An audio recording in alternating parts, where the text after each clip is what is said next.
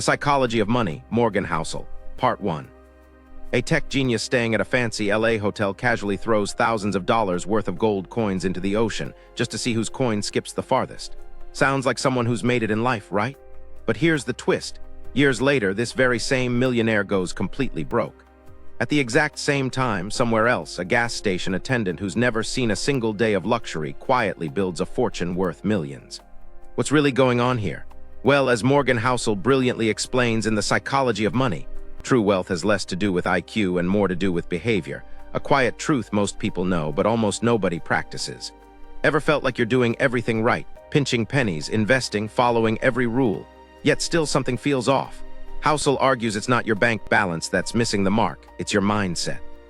Every money decision is a story woven from personal experience, raw emotion, and yes, even pure luck. And that's where the magic, and sometimes the madness, happens. Doing well with money has a little to do with how smart you are and a lot to do with how you behave. Morgan Housel, we're about to break down the first 10 chapters of The Psychology of Money, uncovering hidden truths about luck, risk, the power of compounding, and even why having enough might be the ultimate secret to a fulfilling financial life. By the end, you'll have practical strategies you can start using today. Chapter 1, No One's Crazy.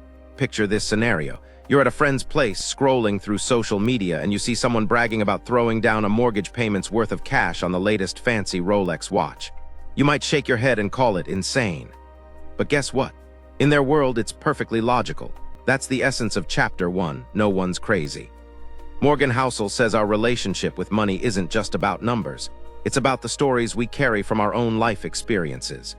Housel argues that every person's financial viewpoint is shaped by their upbringing, the era they grew up in, and even the economy they were born into. Maybe you grew up in a time of massive inflation, so you think holding cash is the worst idea ever.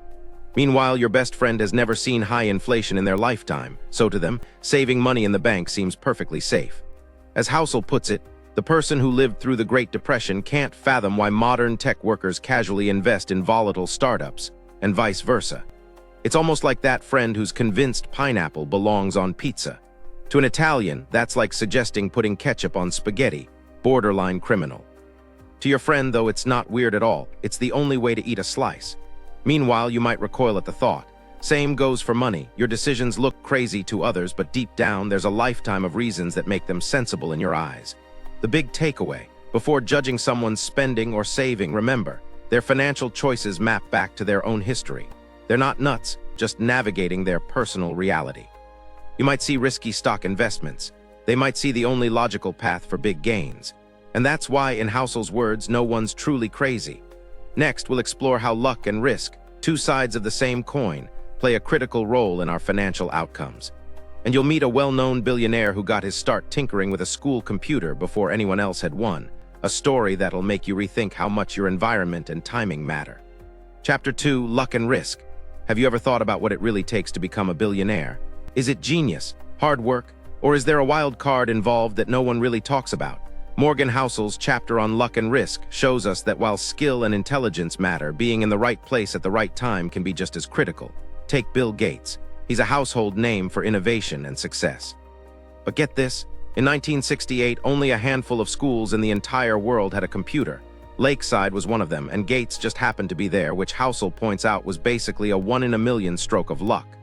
Meanwhile, his friend Kent Evans, just as brilliant and motivated, never got the chance to see how far his ambition could take him because of a tragic accident. So was Gates smarter? Sure, he was brilliant. But he also benefited from opportunities that came at the perfect time. That's the power of luck. And for Kent, well, that's the sobering reality of risk. This story highlights that success isn't determined solely by how hard you grind. It's also about those unpredictable forces floating around, serendipity, accidents, twists of fate. According to Housel, luck and risk are like two sides of the same coin. When you're riding high, luck might be smiling on you more than you realize. And when you're down, it might just be that risk finally caught up. Nobel Prize-winning economist Robert Shiller once said he wished we could pinpoint the exact role of luck in successful outcomes. So yes, luck is real, and ignoring it can be misleading, both to your own achievements and other people's failures. Ever plan a perfect beach day, check the weather, pack the sunscreen, the works, only for a freak storm to crash the party? That's luck and risk in a nutshell. Sometimes life just lobs you a curveball. Like that one friend who shows up uninvited to every gathering, empties your fridge, and leaves without so much as a thank you. No matter how perfect your plans, there are outside forces you simply can't control. The key lesson here is to respect both luck and risk. When you see someone succeed, remember there might have been an extraordinary dose of luck involved. And when things go wrong, it might simply be that risk caught up with them. No one has total control over their outcomes. Luck and risk teach us humility, because sometimes you're just in the right place at the right time or the wrong place at the worst time. But what happens when the taste of success makes us crave more and never enough? Morgan Housel addresses this very human trap in the next chapter. Chapter 3, Never Enough. Ever feel like no matter how much you achieve, it's never enough? In the chapter Never Enough, Morgan Housel exposes a powerful truth. Our insatiable desire for more can be our undoing. In one of the most profound stories about money, author Joseph Heller, known for Catch-22, was once at a party hosted by a hedge fund billionaire. His friend Kurt Vonnegut pointed out that their host had made more money in a single day than Heller's famous novel had ever earned. But Heller simply responded, "Yes, but I have something he will never have. Enough." Think about that. A man who had built a legacy, who had all he needed, recognized that chasing more wasn't the key to happiness. The billionaire, despite his wealth, was still running on the hamster wheel of never enough. Most of us will never have hundreds of millions of dollars, but the lesson of never enough applies to all of us. Let's look at two men who had everything and threw it all away because they wanted more. Rajat Gupta was born in Kolkata and orphaned as a teenager. He didn't just come from humble beginnings. He couldn't even see the baseball stadium, let alone be on third base. Yet by his mid-40s, he was the CEO of McKinsey, the world's most prestigious consulting firm. He sat on the boards of Fortune 500 companies, partnered with Bill Gates, and was worth a staggering $100 million. But for Gupta, $100 million wasn't enough. He sat on the board of Goldman Sachs, surrounded by billionaires. He wanted to join that club.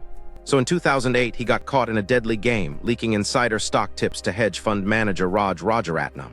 It was easy money, but for Gupta, it was also his downfall. He ended up in prison, his reputation shattered. Then there's Bernie Madoff, the man behind the biggest Ponzi scheme in history.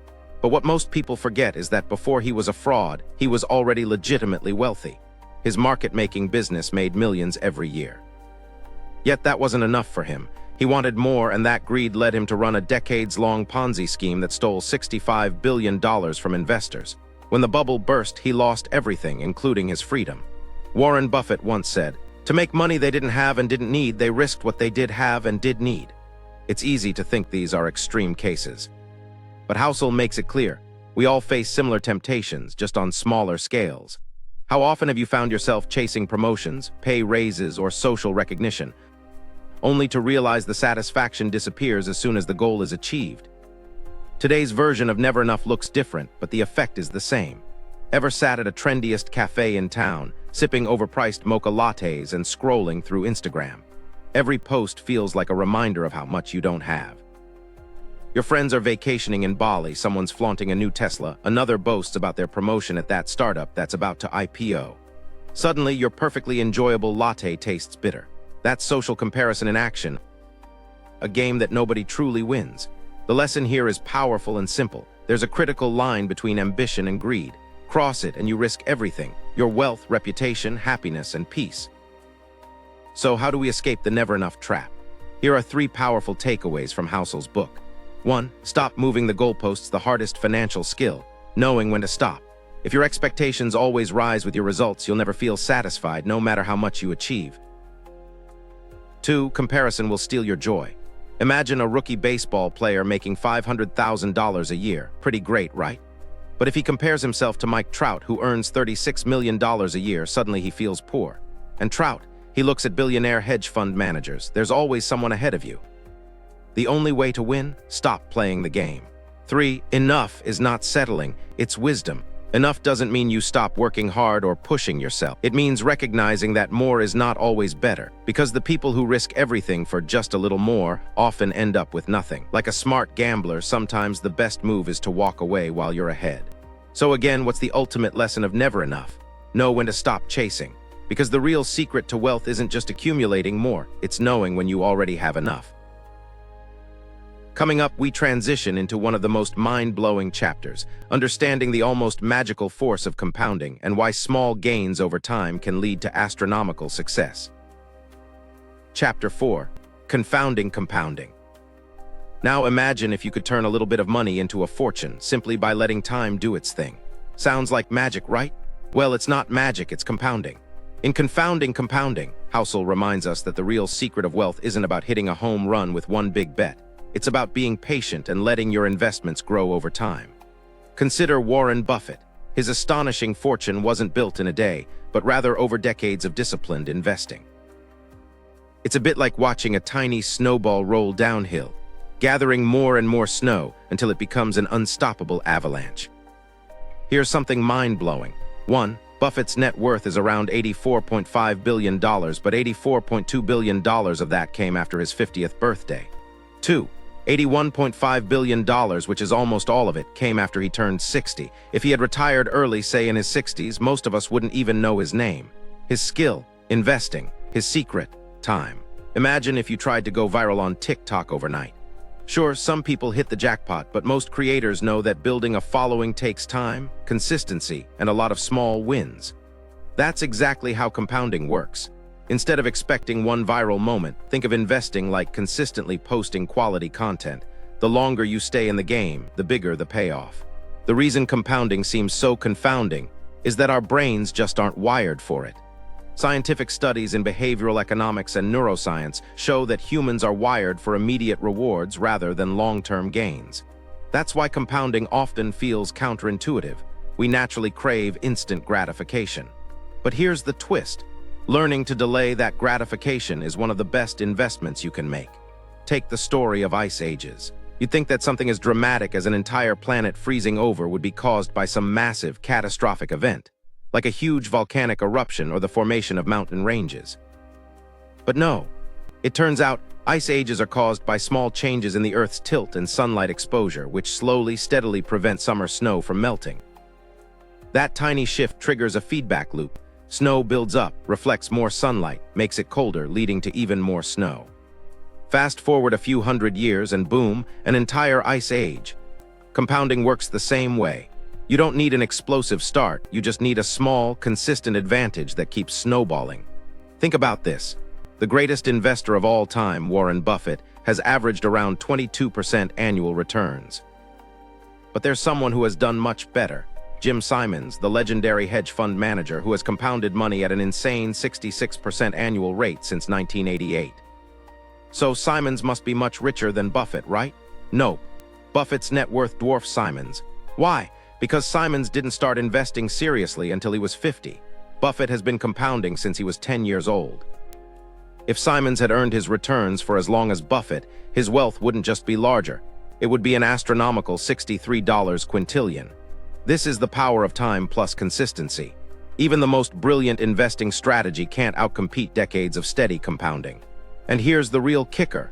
Good investing isn't about chasing the highest returns. The highest returns tend to be one-off hits that can't be repeated.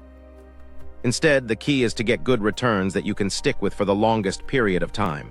That's when compounding runs wild. Housel puts it best. None of the 2,000 books on Warren Buffett's success are titled "This guy has been investing consistently for 3/4 of a century." But that's the real reason he's rich. This is why patience beats short-term brilliance. Coming up, we'll discuss not just how to grow wealth, but how to protect it. Because getting rich is one thing, but staying rich is another entirely. Chapter 5. Getting wealthy versus staying wealthy. Here's a question. What's harder, making money or keeping it? In this chapter, Housel draws a clear line between these two worlds. It turns out, getting wealthy might just be the easy part.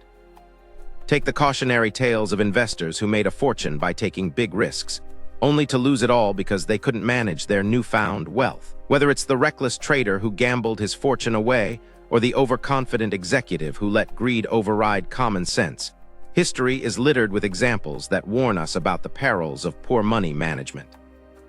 Let's rewind to 1929, when Jesse Livermore, the greatest stock trader of his time, became one of the richest men in the world, on the worst day in stock market history. While others saw their wealth evaporate, Livermore had bet against the market and walked away with the modern equivalent of over $3 billion in a single day. Meanwhile, real estate mogul Abraham Germansky had done what everyone else in the Roaring '20s was doing, heavily investing in stocks. But when the crash came, he lost everything. The last time anyone saw him, he was aimlessly tearing up ticker tape on Wall Street. He never recovered. Two men, two vastly different outcomes. But here's the kicker. Jesse Livermore, the man who seemed invincible, would eventually lose it all too. Overconfidence led him to take riskier and riskier bets, until one day he was wiped out. He ended up taking his own life. The same mistake that doomed Germansky eventually caught up to Livermore, mistaking getting wealthy for staying wealthy. It's like ordering the most extravagant meal at a fancy restaurant, thrilling at first, only to realize later that you've left your wallet at home, making for an awkward and embarrassing moment when the bill arrives. Financial extravagance without a safety net is just as reckless and unsustainable. The message is clear. While bold moves might bring in a windfall, a steady, cautious approach is what keeps you afloat when storms hit. Housel's insight here is that survival in the financial game requires humility, prudence, and sometimes the wisdom to simply say, enough is enough. Take Warren Buffett and Charlie Munger, two of the greatest investors of all time. They had a third partner once, Rick Guerin. He was just as smart as they were. But here's what Buffett said about him. Charlie and I always knew we'd be incredibly wealthy, we just weren't in a hurry. Rick was. When the 1973-74 market crash hit, Rick had taken on too much debt, was hit with margin calls, and was forced to sell his shares at rock-bottom prices. Buffett, he scooped up Rick's Berkshire Hathaway stock at under $40 per share. Today, those shares are worth millions each. The difference? Buffett and Munger played the long game while Rick was in too much of a rush. Michael Moritz, the billionaire head of Sequoia Capital, was once asked why Sequoia has been successful for decades. His answer: we've always been afraid of going out of business. Fear kept them cautious, adaptable, and ultimately successful. Key takeaways. 1. Survival is the name of the game. Few gains are worth wiping yourself out over. The greatest investors aren't the biggest risk takers, they're the ones who endure. 2. Expect the unexpected. History is full of financial surprises. Market crashes, recessions, even global pandemics. The best plan is one that assumes things won't go according to plan. 3. Think like an optimist, act like a pessimist. Be hopeful about long-term growth, but paranoid about what could wipe you out along the way. Survival isn't just about avoiding catastrophe, it's about giving your investments time to compound. A tree doesn't grow overnight, and neither does wealth. It's not the biggest returns that matter, it's the ones that last the longest. Stay with me because up next, we'll explore a concept that's as simple as it is powerful. Why the smallest, seemingly insignificant wins can have the biggest impact over time. Chapter 6. Tails, you win. Ever heard the phrase, the last one in the room makes all the difference?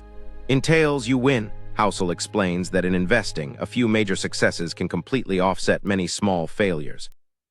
It's like the one-hit wonder in music. But in the financial world, that one hit can be the chart-topping moment that changes your life. This chapter introduces us to the idea of long-tail outcomes. Most investments might yield average returns, but a handful of big wins can dominate your portfolio's overall success. It's why even if you face some setbacks, a single breakthrough moment, think of it like a viral video, can transform your entire financial landscape. Let's take a real-life example. Heinz Berggruen, a man who fled Nazi Germany and later became one of the most successful art collectors in history. By the 1990s, he had built an extraordinary collection of Picassos, Matisses, and Klees, eventually selling part of it to the German government for over 100 million euros, a fraction of its actual worth. But how did he do it? Was it skill? Was it luck? Maybe a mix of both. But according to investment firm Horizon Research, his success boiled down to one key strategy. He bought vast quantities of art. He didn't cherry-pick winners, he bought in bulk, sat back, and waited for the few masterpieces to emerge. Turns out great art collecting is a lot like investing. You don't need to be right all the time. In fact, Berggruen was probably wrong 99% of the time. But the 1%, the Picassos and Matisses, made all the difference. Speaking of tail successes, let's talk about Disney. Walt Disney wasn't always a household name. His first animation studio went bankrupt, and even after he found some success, his business struggled. By the mid-1930s, Disney had produced over 400 cartoons. Many of them were charming, many of them beloved, but financially, most of them lost money. Then came one film, just one, that changed everything. Snow White and the Seven Dwarfs wasn't just a movie. It was the single tail event that paid off all of Disney's debts, turned the company into a Hollywood powerhouse, and set the stage for everything from Disneyland to The Lion King. That's the power of a tail event. It's not about always winning. It's about getting one win so big that it overshadows everything else. If you think this kind of extreme success is just for art collectors and Hollywood moguls, think again. It happens in the stock market all the time.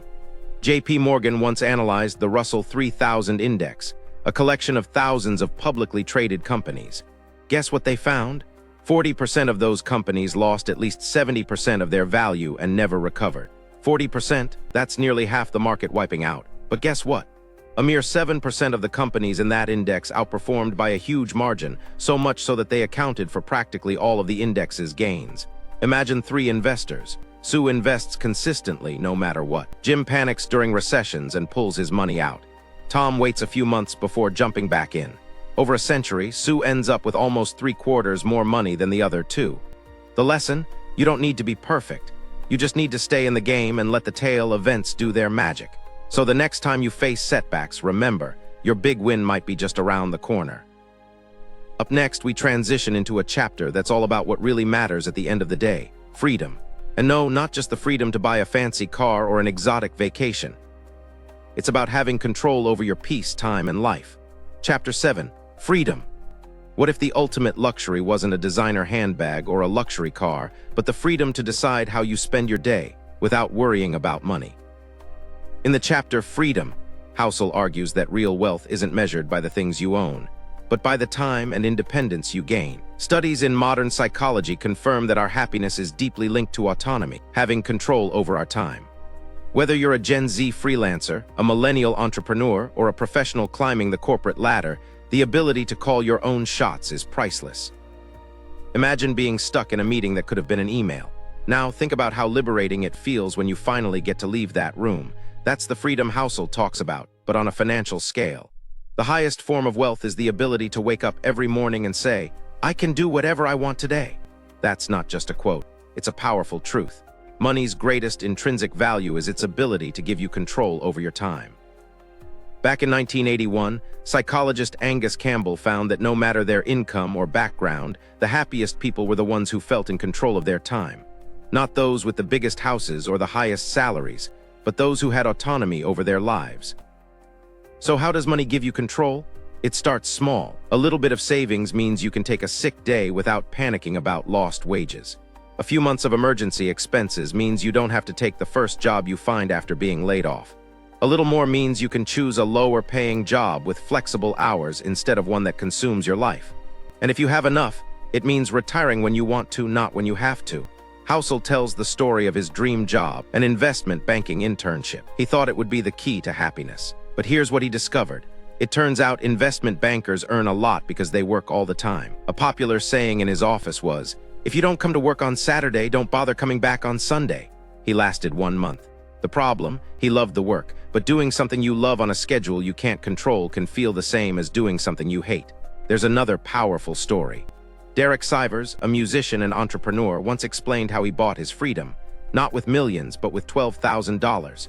He earned just $20,000 a year and lived on less than $1,000 a month, saving aggressively. After 2 years, he had enough saved to quit and pursue music full-time. When he told this story, his friend asked for the rest, assuming the big moment was when he later sold his company. But Sivers said, "No, that didn't make a big difference. The real change happened when I was 22 and I quit my job. That was when I became free." The US is the richest country in history. But are we happier than people in the 1950s? Not really. Why? Because we've bought bigger houses, faster cars, and sharper TVs, but we've traded away control over our time. Our jobs today aren't just 9 to 5. We bring them home. We check emails at 10 p.m., think about work at 3 a.m., and feel like we're always on. We're richer, but in some ways, we're less free. Carl Pillemer, who interviewed 1,000 elderly Americans, found something surprising. Not one of them said that happiness came from working harder to buy more things. What mattered most? Friendships, family, and the ability to spend their time the way they wanted. The best return on your money isn't measured in dollars, but in the hours and moments you get to spend with the people you love, or simply living life on your own terms. Up next, we'll explore a chapter that dismantles the myth of flashy spending. Chapter 8, Wealth is What You Don't See. Here's a provocative thought. What if I told you that real wealth isn't what you display on social media? In the chapter Wealth is What You Don't See, Housel challenges us to look past flashy cars, expensive watches, and designer clothes. True wealth is the money you don't spend, the assets you quietly build over time. In our culture of constant display and social comparison, it's easy to equate success with visible luxuries. But Housel reminds us that the real marker of wealth is your financial cushion, your savings and investments, and the flexibility they provide. It's like having an umbrella on a rainy day. You might never show it off, but you're grateful for it when the storm hits. Let's discuss an idea that completely flips our perception of wealth: the man in the car paradox. Housel tells the story of his days as a valet, parking some of the most expensive cars in the world: Ferraris, Lamborghinis, and Rolls-Royces. He dreamt of owning one himself, imagining the admiration it would bring. "You're smart, you're rich, you have taste, you're important. Look at me." But then something profound hit him. The irony is that I rarely, if ever, looked at them, the drivers. Think about that. When we see someone in a Ferrari, do we admire them? Or do we picture ourselves in the car? The truth is, we don't think, "Wow, that guy is cool." We think, "Wow, if I had that car, people would think I'm cool." This is where the illusion of wealth gets shattered. People buy expensive things to signal success, but those looking on aren't admiring them. They're just fantasizing about having the thing themselves. This paradox reveals something crucial. Many people spend money on visible displays of wealth hoping to earn admiration, but in reality, it rarely works. Instead, real wealth, the kind that provides freedom, security, and peace of mind, is often invisible. Respect and admiration come from something deeper: kindness, humility, and integrity. A fast car might turn heads, but being financially stable, generous, and wise, that earns real admiration. So next time you scroll through Instagram and see someone showing off a luxury car or designer outfit, ask yourself, are they really wealthy? Or are they just spending money to look the part? True wealth isn't what you see. It's the financial security you build, the stress-free life you create, and the freedom to make choices on your terms. Before we wrap up this part, let's get into one final chapter that ties all these lessons together: how saving money isn't just smart, it's essential for a stress-free life. Chapter 9, Save Money. Saving money. It sounds simple, right? Yet in our fast-paced world with temptations at every corner, putting money aside can be one of the hardest skills to master. In the chapter, Save Money, Housel drives home a vital point. Your ability to save is not just about discipline, it's about creating freedom. Science tells us that our brains are wired to chase immediate rewards. And with social media constantly flaunting lifestyles of the rich and famous, saving can feel like the boring option. But here's the kicker: saving isn't about depriving yourself. It's about building a safety net that gives you choices, reduces stress, and ultimately allows you to live life on your own terms. Think about that moment when you finally decide to ditch your expensive gym membership for a free outdoor workout. It might seem small, but over time, those savings add up, just like every dollar you don't spend unnecessarily. And that, my friends, is the power of frugality. Before we move to our actionable steps, remember, every decision you make today sets the stage for your financial tomorrow. And as Housel reminds us, it's not about how much you make, it's about how much you keep and how wisely you use it. As we wrap up this deep dive into part 1 of The Psychology of Money by Morgan Housel, take a moment to reflect on what we've learned today. We've uncovered the surprising truths behind why no one's truly crazy with money, how luck and risk shape our lives, and why knowing when enough is the ultimate key to lasting financial freedom. Every story, every chapter reminds us that money is not just about numbers. It's about our experiences, our emotions, and the choices we make every single day. Whether it's the quiet power of compounding, the liberating freedom of controlling your time, or the subtle art of saving, these principles can transform your financial future. Remember, this isn't just a lesson in finance, it's a lesson in life. When you learn to manage money with the same care you manage your relationships, your time, and your dreams, you unlock the true potential of living fully. And that, as Morgan Housel so eloquently shows us, is the greatest wealth of all. Thank you for joining me on this journey through the psychological side of money. If you're ready to take your financial mindset to the next level, don't stop here. Watch part 2 of the book, where we uncover the hidden money beliefs that silently control your decisions and learn how to break free from them. These next chapters will challenge everything you thought you knew about wealth, from mastering financial habits that last a lifetime to understanding why some people stay rich while others lose everything. If you truly want to transform your financial future, I highly recommend getting the book and reading it yourself. Until next time, keep learning, keep growing, and remember, it's not about being the smartest in the room. It's about being the wisest with your time and money. See you in the next video.